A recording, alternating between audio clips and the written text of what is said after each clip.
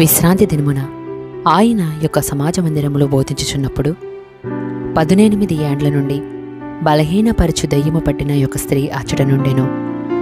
ఆమె నడుము వంగిపోయి ఎంతమాత్రమును చక్కగా నిలవబడలేకుండెను. యేసు ఆమెను చూచి రమ్మని పిలిచి, అమ్మా, నీ బలహీనత నుండి విడుదల పొందియున్నావని ఆమెతో చెప్పి ఆమె మీద చేతులుంచగానే ఆమె చక్కగా నిలవబడి దేవుని మహిమపరిచెను. యేసు విశ్రాంతి దినమున స్వస్థపరిచినందున ఆ సమాజ మందిరపు అధికారి కోపముతో మండిపడి జనసమూహమును చూచి, పని చేయదగిన 6 దినములు కలవు గనుక ఆ దినములలోనే వచ్చి స్వస్థత నొందుడి, విశ్రాంతి దినమందు రావద్దని చెప్పెను. అందుకు ప్రభువు, వేషధారులారా, మీలో ప్రతివాడును విశ్రాంతి దినమున తన ఎద్దునైనను గాడిదనైనను గాడి యొద్ద నుండి విప్పి తోలికొని పోయి నీళ్లు పెట్టును కదా.